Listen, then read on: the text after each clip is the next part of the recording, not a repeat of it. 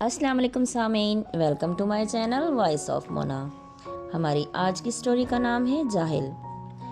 शानज़े एक गांव में रहती थी। माँ बाप गरीब थे, उसे पढ़ा नहीं सके। गांव में स्कूल नहीं था, इसलिए वो पढ़ नहीं पाई। फिर बड़ी हुई तो सिलाई कढ़ाई सीखने लगी, फिर लोगों के कपड़े सीने लगी। पूरे गांव के लोग उसके पास कपड़े सिलवाने आते। शानज़े बदलिहाज थी। अनपढ़ होने की वजह से बात करने का सलीका भी नहीं था। हुनर था उसके हाथ में, जिसका वो फ़ायदा उठा रही थी।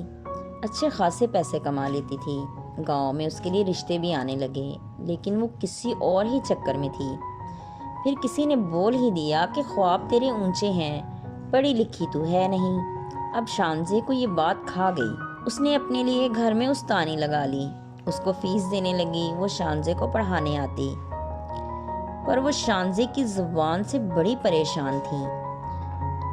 उसने उसे प्यार से समझाया कि सबसे पहले आप बात करना सीखो, वरना ऐसी अच्छी बात नहीं। वो उसे भी खातर में नहीं लाती थी। नतीजा 2 माह के बाद उसने आना बंद कर दिया।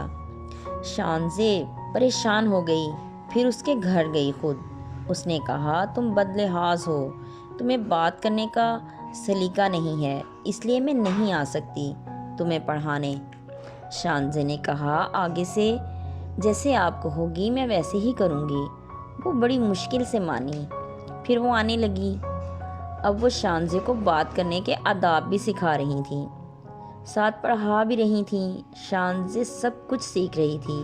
अब वो सोच रही थी कि पढ़ लिख कर जाहिल का टैग हट जाएगा, लेकिन उसे पता नहीं था ये माशरा ऐसा है जो किसी चीज़ को पकड़ ले तो फिर छोड़ता ही नहीं।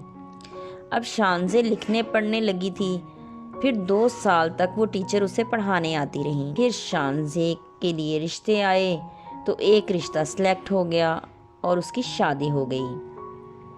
शादी उसकी शहर में हुई। मियाँ की परचून की दुकान थी। वो मैट्रिक पास था। दूसरे ही दिन उसने उसे जाहिल कह दिया। शानज़े आग बबूला हो रही थी। दोनों में झगड़ा हो गया। उसके शौहर ने कहा, कौन सी डिग्री है तुम्हारे पास जो इतना इतराती हो? वो बोल रही थी, मैं भी पढ़ी लिखी हूँ, और वो उसे जाहिल जाहिल बोले जा रहा था। जितना पढ़ा था, गुस्से में सब कुछ एक तरफ रख चुकी थी। सच है, तालीम तालीम होती है और जहालत जहालत, और तरबियत का बहुत असर होता है। जिस माहौल में हम परवरिश पाते हैं, हम उसी माहौल में ढले हुए होते हैं। दूसरे माहौल में ढलने के लिए हमें बहुत टाइम लगता है। जीते रहिए, खुश रहिए। मिलते हैं अगली कहानी के साथ।